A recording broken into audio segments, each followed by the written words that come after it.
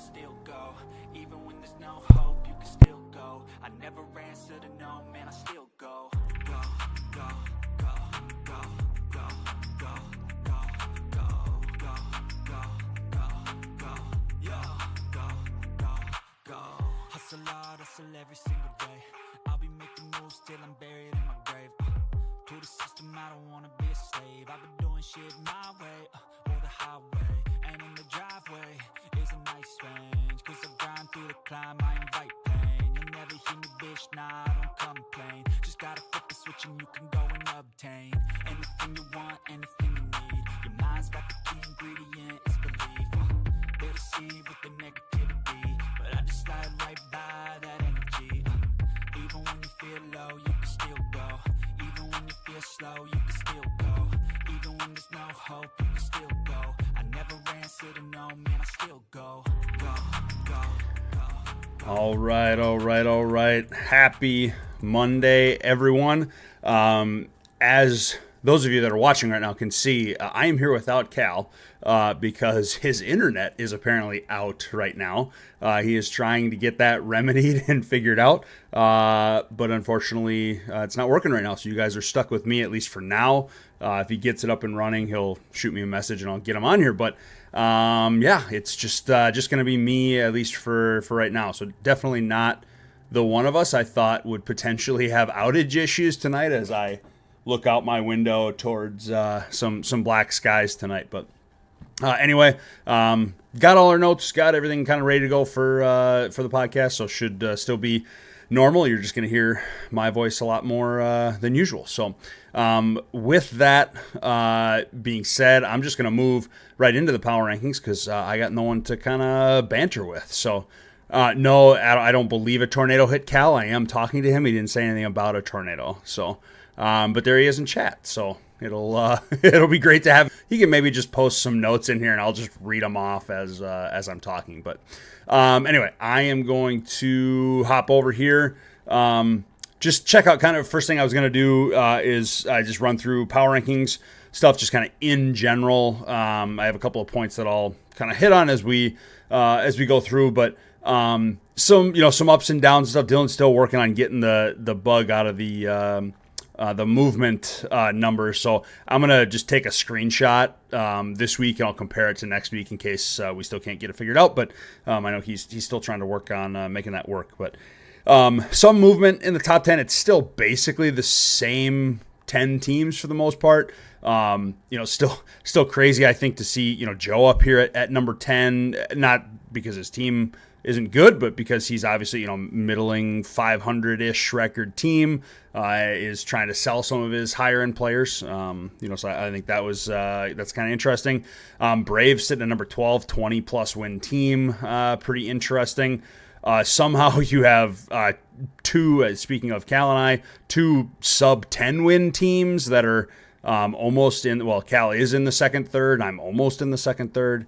I would imagine Sam, given the moves he's made and is trying to make, will potentially move up there as well. And then bottom it kind of looks the same as well for the most part too. But the first thing that I kind of wanted to take a look at actually dealt with the power rankings. The Cubs sitting at number 4. I am pretty sure that's the highest that they have been all year. Frank is continuing to do obviously great things. He's got a pretty good team this year. He just made that big trade with Sam as well. We'll talk about that in a little bit, but just kind of crazy to see Frank this high. Obviously I don't believe has ever been this high in the power rankings, and it just continues to kind of climb, which is pretty interesting as well. But again, other than that, the top 10 is essentially the same for the most part, but again, Cal, I figured I'll talk about the fraudulent AL West as your last point there, and I'll make sure I bring that up. My next point was the Phillies, actually talking about another top 10 team. The Phillies are dropping. They dropped last week. I think it was either one, maybe two spots. And then this week they dropped another couple, I believe. So kind of not certainly in free fall. They're still a top 10 team, but Adam's team kind of certainly falling off where it was earlier on in the season when they were, consistently sitting kind of in that number 2 spot. I know he's tried to kind of make some moves here and there, but will be interesting to see if he can, kind of right the ship there, so to speak. And the last one, just a couple of teams that, from looking at, let me get back to the standings here. Just kind of looking at like teams that we talked about early on in the year that maybe have now fallen off the wagon a little bit and maybe aren't as strong of contenders in the playoffs. The first being Cleveland. They were, kind of in the talk, not necessarily to win the Central, but they were certainly, we were talking about the AL Central being, arguably the best division alongside the NL Central, certainly the best division in the AL. And now, Mark's kind of fallen off. I think he's had some injuries, if I remember correctly, but also has had, there's been a few guys he's lost there too. If I remember correctly, his pitching staff hasn't been great. So and I think he's maybe sold a couple of pieces too. I can't remember 100%, but I think that was part of it as well. And then, Kevin and Cal both say you should dump Adam. I don't know. You do with that what you will. But the next team in the AL East, speaking of Kevin, Tampa, I don't know. It feels like we go back and forth with the Rays every single week. One week they're going 3-0 and they're tied with the Yankees atop, and then the next week they're, kind of shitting the bed a little bit, and it's just not looking as good as it was. Now again, who you're playing obviously matters as well week to week, but I guess it doesn't necessarily seem as consistent maybe as it was earlier on in the year, especially with Gary obviously, finally pulling the trigger, making a trade for Jordan, which again we'll talk about that here in a little bit as well. And then AL West, I don't think I had anyone. I didn't have anyone mention the AL West or the NL Central. NL East, I had the Mets, who we talked about early on in the season being a team that was doing really, really well and just having kind of bad luck playing some tough teams, etc. They're still, where are they ranked? They're still decent, I think. Yeah, middle of the pack, 16. But it feels like they've kind of fallen off a little bit now. It's where they're not playing as hard of a schedule, but the wins aren't necessarily following through as well. So whether that's a combination of, maybe schedule and his team cooling off a little bit, not necessarily sure about that. Philly, I obviously talked about a little bit already. And then out in the NL West, the Giants. I know Rourke obviously has sold a couple of pieces already. Certainly hasn't come out as a buyer of any kind. Has kind of publicly said that he doesn't think his team is very good. And so we're probably looking at the Giants, and they have a 1-3 division record too. So probably looking at them not making the playoffs, not coming out of the West. It'll probably be Dodgers or Padres more than likely. But just kind of a couple of teams, maybe falling off a little bit. Cal had a few points he talked about as well. Washington, our number one team in the power rankings, which, again, it's not even close. They're destroying people. But this last week, they did look beatable. They only scored 272 points, but luckily they still went 3-0. 272 most weeks is going to be at least halfway decent, I think. So for them to go 3-0, they obviously had a easier schedule more than likely. So they keep the train rolling. And then the last 2 points here, first and foremost, and I kind of mentioned this a little bit already, but the NL West being absolute chaos. The Padres and Dodgers, it feels like are, I guess, kind of competing, while also it feels like not really caring whether they're competing or not.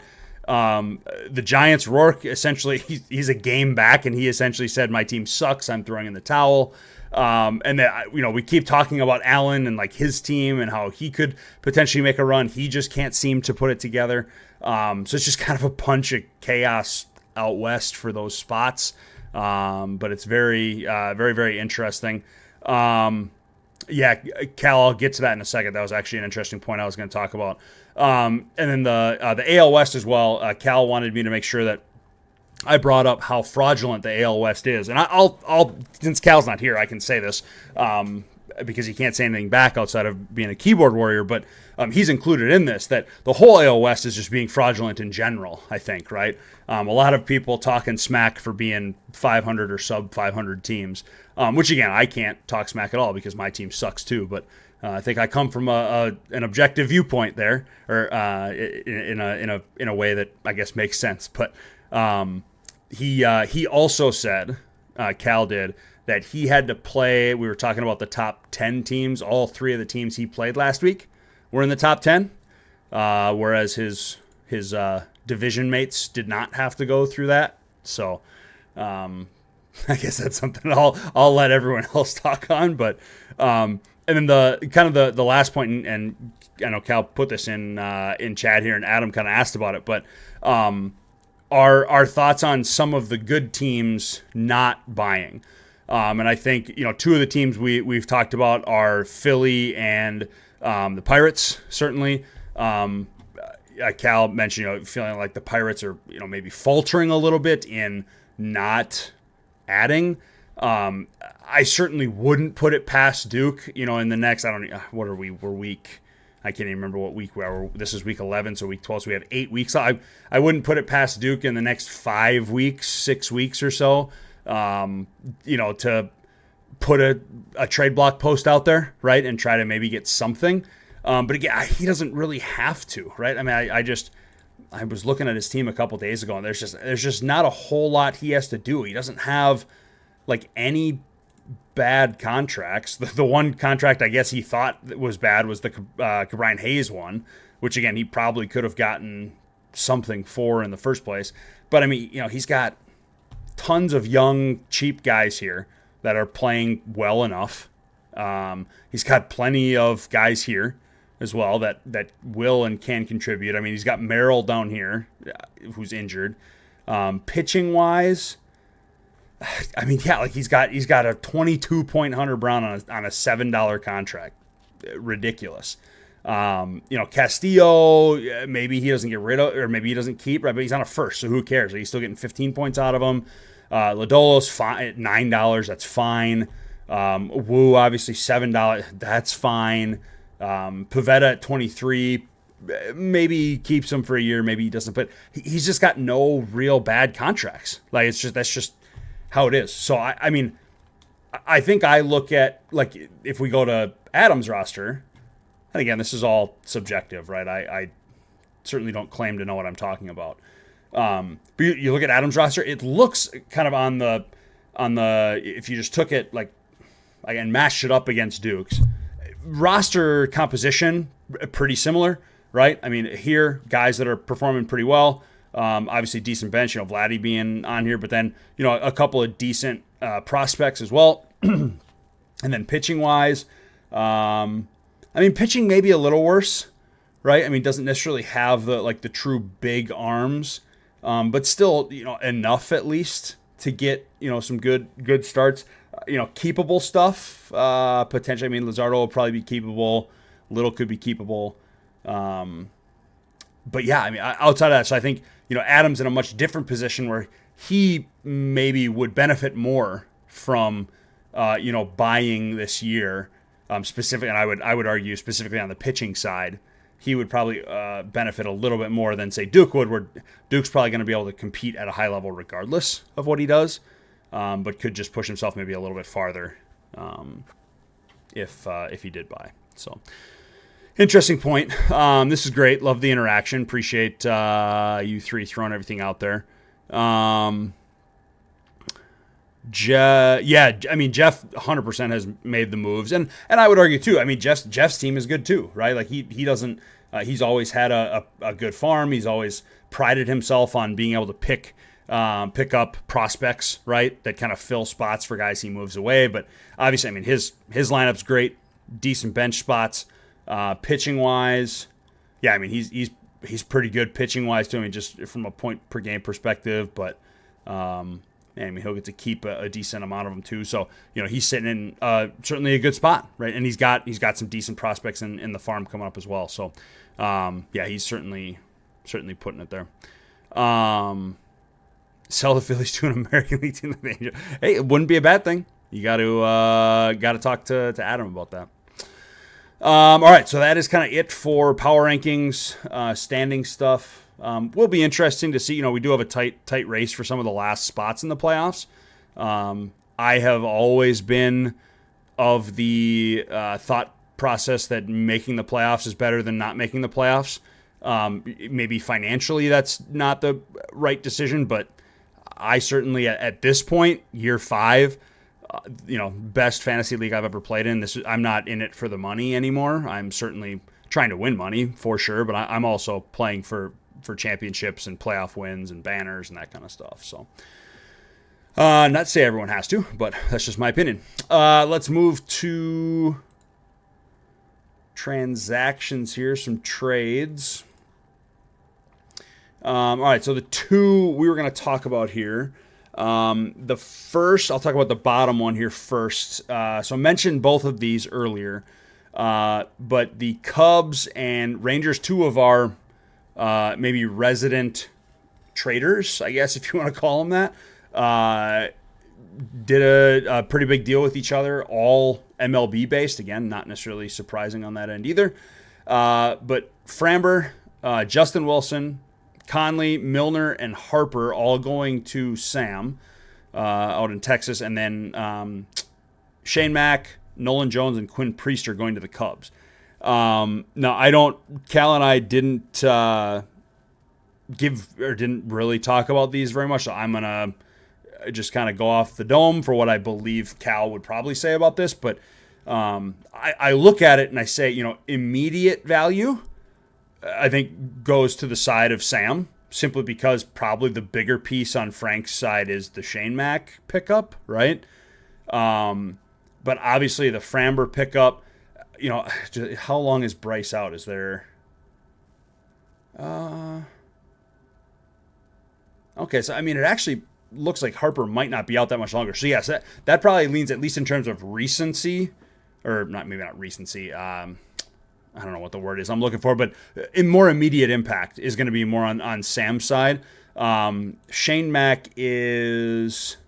Okay, so he just got done playing catch at 100, so that's pretty good. But yeah, I think they're still waiting at least another 3 to 4 weeks on him, so a little farther out. But the contract, if I remember correctly, is good. Yeah, $11. So Frank essentially going long term with that. So we'll see. Yeah, Cal, the risk entry does keep coming back. That's true. I didn't mention that. So yeah, I guess maybe him coming back could be a good thing, but it could also be them rushing it back. So I don't know. We'll have to wait and see kind of what they do with him if they decide to bring him back at normal pace, or if they give him time. Who knows? And then the second one, Yankees Giants. Two of Gary certainly has always been quiet. Rourke hasn't been quiet up until this year. He's been much more quiet this year, it feels like. But this is, I think, a good trade on both sides for sure. Gary kind of taking a shot with Alvarez. He's $46 this year, so essentially Gary's trying to take him for the playoffs, right? That's obvious. I do think it's actually a really well-rounded trade for both sides, because Rourke obviously gets the first, which will probably be a later first, for what it's worth. But and then Fitz, who I guess depending on how you feel about him, Rourke's probably knows more about him than I do, but maybe a guy who fills in later this year, next year, or something like that. I'm not really sure, but I'm assuming the first was probably the big get out of that. And then but a third and a fourth going back to Gary too. I feel like that was good. So good trade all around, in my opinion. So we'll just really this trade hinges on whether Jordan plays and actually has meaningful at bats, right? That'll be the kind of the kicker for all of it. So that's it for trades, transactions. I don't think there was anything from a claims drops perspective. We didn't really put anything on there. One thing I will mention that I think is interesting, there's still people getting picked up off waivers, which I think is crazy. Both minors and majors. So I think that's interesting. But okay, so let's move on to, you guys talked about the Tigers deserve some love. Yeah, I totally agree. John always has a good team though, right? I could probably talk about him as much as I talk about Duke, because John always has had a good team. So I'm not surprised by that in any way, shape, or form. Let's move to schedule. I can find it here. All right, so this week, some good ones. My first is actually looking at the NL West matchups, which I should have looked at. I got to find San Diego on here, but the Dodgers, which are a game back of San Diego, if I remember correctly, they play the Yankees, the Blue Jays, and the A's. So, in my opinion, certainly 3 winnable games, which obviously could help Joe out west, since he hasn't, he's put up some on the block posts, but hasn't obviously made any moves yet. Has not pulled to Boston and traded Devers for essentially nothing. The Padres, where are they? There they are. Padres play Texas, Milwaukee. So, Greg's got at least 2 winnable matchups. Could be close with Zach, depending on how Zach's team plays, but, potentially. So, we could be tied if we got a 3-0, 2-1 scenario as well. The Angels, someone in the, so 100% someone in the NL. This is the hard thing though, right? Because so for those of you not looking at chat, Cal's saying someone in the NL West has to actually go for it. And I would argue, you could say the same thing about the AL West, but they're taking 2 completely different approaches, right? AL West, you have people actually trying to buy and win, but seemingly not doing that very well, at least as of right now. And then you have people out in the NL West who are doing the exact opposite and essentially not buying in any capacity, and also not really getting much out of it, right? So I don't think that clears up the what approach is best to try and win a division, right? Because I think you look at the NL West and those teams are taking possibly a more long-term approach to it, where they're like, okay, I like kind of where my roster is at, and so I'm not going to do anything. Whereas in the AL, they had more movable pieces. I know in talking with Cal for the Schwarber trade, that was a big motivator for him. He was like, I have all these pieces, I need to just move them for something. I'm tired of just having pieces. Adam, I'd argue. Joe certainly does. He's got 3 big names that he threw up on the block. I think the hard part about that is his price for those guys is probably higher than what most people want to spend, right? Because I think most of those guys are, if not all of them, are 2025. So that's not the right Los Angeles team. Freddie's 2025. I guess Devers is next year, 2026, and Lindor's 2025, right? So production-wise, 3.82, so probably worth it for Freddie, right? Lindor 4 probably worth it. Devers probably worth it, right? So the price probably isn't terrible. It's just my guess is someone wanting to trade for a 4 point per game player doesn't really matter that much. What matters is that it's $38 for 1 year. I don't know how many teams are going to do that unless you're really going for it, right? I could see Washington making a trade like that. I could see Duke making a trade like that. I could see Jeff in St. Louis making a trade like that. There's certainly stuff there. Looking at San Diego. So you got anything? You could sell Mookie. Mookie's 49, so you're essentially probably saying he's on a 2025. Simeon's having a down year, so not really much to sell there. Pitching wise, Soriano's okay. You could sell Boyd, but why would you sell Boyd? $3 on a 2026? At 70, I'm not selling him. You could maybe sell Hauser, because Hauser's probably not doing much of anything, right? Maybe get something for it. So I look at that, and I think the only teams, and this honestly goes back to the conversation that we had on the dump deadline podcast or that episode, right? Is that the people who buy/sell early, right? At least in the past, it has felt like they have benefited the most, right? And initially, I think the argument was they've benefited the most because they got the good deal. I don't think that's necessarily the case anymore. I think that they got the better end of the deals doing it earlier because they actually got a deal done, right? Like, I think now it's a lot harder for teams because as Cal's saying is, if you're trying to trade an expensive player, there are already teams who are out of the equation, right? Both on the high end because they've already traded, they don't have enough cap space in general, or the teams at the bottom because why would they take on a high salary? There's no reason for them to, right? Unless they want to keep it or maybe flip the guy if they think they can. And so really you're down to a small subset of teams, and the chances of you having a good match are a lot smaller than they were a couple weeks ago.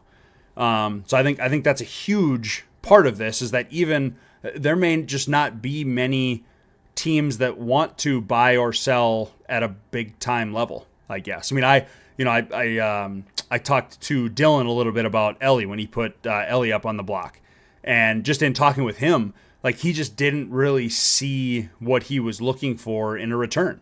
And I can totally understand that, because especially if he's looking for MLB talent, right? The teams that want to trade for Ellie, either one, probably have MLB talent that they don't want to move because they're in the playoffs, or they have MLB talent they don't want to move because it's only one or two good players on their team, right? So I think that's an interesting way as well. Cal, I would agree. They might dump their way into buying as well, but only because I think they might not have any other choice if they actually move those names. You know what I mean? Like, I think the only way Joe moves those guys is if he can find a deal where it's MLB for MLB. I don't know that there's going to be many teams, if any, willing to just trade picks or fab or minors guys. I don't see that happening. So I personally, with the position I'm in, I would consider it if the salaries were a little better. They're a little high for me. And I had some kind of need. I felt like I had some kind of need for those guys. But I don't feel that at all. So, okay. So I talked about, that was the Dodgers Padres. We'll go on to Cal's first. He said the Angels have to go 3-0 or die, essentially. And I mean, I would agree. He's got three very winnable matchups. Boston, one of the bottom three teams of the league. He's got Baltimore, another bottom five team of the league. And then he's got me, who's been essentially right there with him. But certainly my team is worse than his at this point. So, yeah, so that's it for that. Adam, you said week 16 you're buying? All right. You do you, man. Well, I'll be interested to see how it goes. Okay, then Nationals. Big week for them. So Cards is that's who Cal picked out, was they have the Cards this week. I pointed out that they also play the Cubs. So you got the number 2 team, number 4 team, and then you got the Mets. Again, maybe an underperforming good team.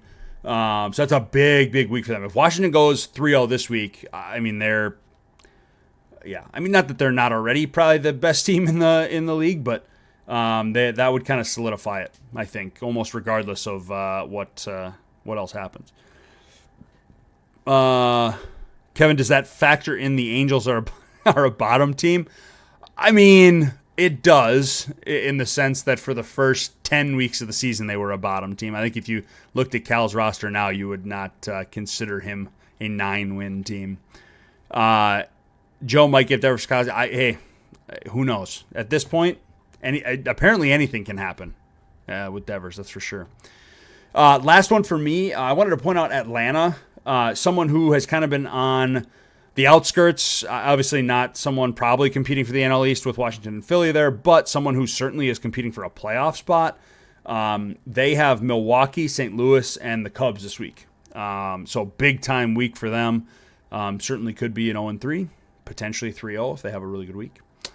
And then A's versus Pirates is the last matchup Cal wanted to highlight, simply because both teams are trying to hold division leads, close division leads too. with teams behind them that are very, very similar, I guess, in structure and how they're built. So that's a good one as well.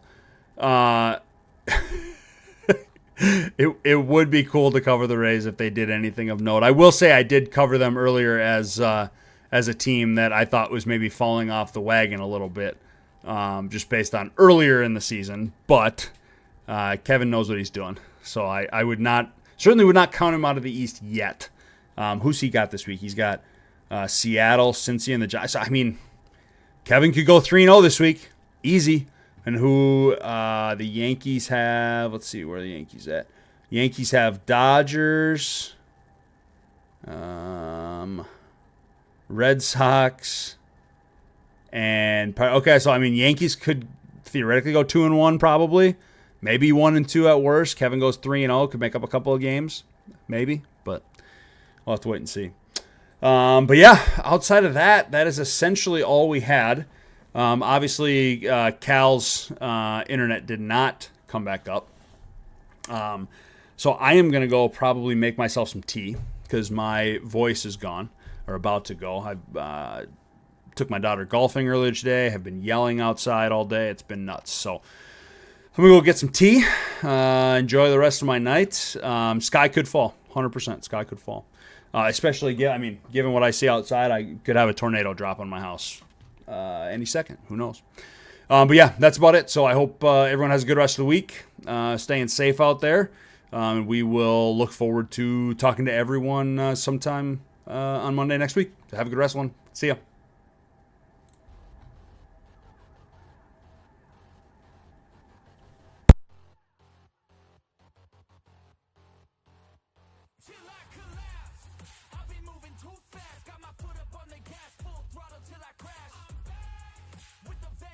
You gon' see me end this, I will be ascending, I don't ever slack, I got my eyes on a prize, what I see for my life, I don't float, no I fly, do or die, cause you gotta do or die, there ain't no compromise, get ready for a fight.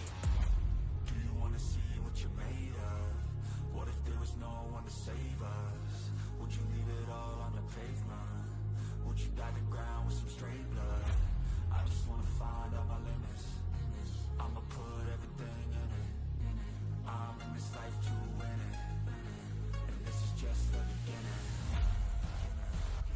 Do you want it bad? Do you want it bad? Do you want it bad? I'll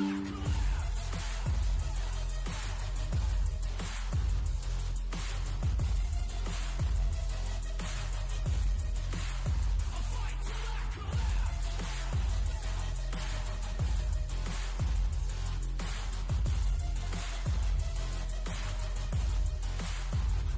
Till I collapse, my energy is unmatched. I don't get tired, no I don't get gas. I'm back, still working to surpass. Everybody getting past on my way up fast. So watch out for me now, everybody.